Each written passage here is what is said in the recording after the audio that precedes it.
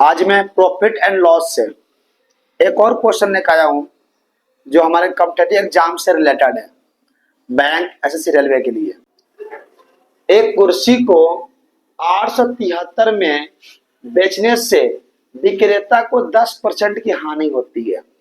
यानी एक चेयर है, कुर्सी है, उस कुर्सी को बेचने पर विक्रेता को 10% की हानि होती है। तो कुर्सी का क्रय मूल्य कितना है, यानी कुर्सी का क्रय मूल्य कितना है, हमें क्रय मूल्य बतानी है। यानी कुर्सी है, उस कुर्सी को किसी विक्रेता के द्वारा 873 रुपए में, यानी 873 में बेचने पर 10% की हानि होती है। यानी बेचने पर 10% की हानि होती है, यानी क्रय मूल्य क्या है उसका, हमें क्रय मूल्य निकालना है। इससे रिलेटेड पिछले वीडियो में मैं आप सभी को लाभ पे बताया था, इसमें हानि पर है। देखिए ध्यान से, हमें कुर्सी का विक्रय मूल्य 873 यानी 873 है और हानि यानी लॉस कितना है, 10%। कुर्सी का क्रय मूल्य निकालने के लिए इसको सोल्व करेंगे।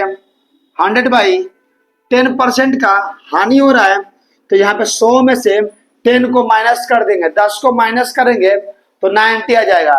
क्योंकि अगर लाभ होता तो परसेंटेज को 100 में जोड़ देते हैं। यहाँ से कुर्सी का क्रय मूल्य 100/90 मल्टीप्लाई 873, यहाँ पे 100 में से 10 को माइनस किया गया है, 100 में से 10% को माइनस किया गया है, यानी कितना परसेंट हानि था हमारा, 10%।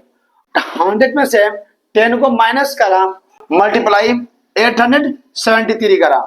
देखिए ध्यान से, 0 से 0 कटा देंगे, ऊपर बच जाएगा 10। 10, इस 10 को 873 में मल्टीप्लाई करेंगे और 9 से डिवाइड करेंगे।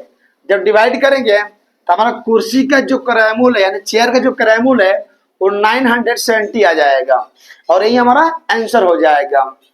इससे रिलेटेड और वीडियो प्रॉफिट एंड लॉस से मैं लेकर आता रहूंगा, शेयर करते रहेंगे। Thank you for this watching video.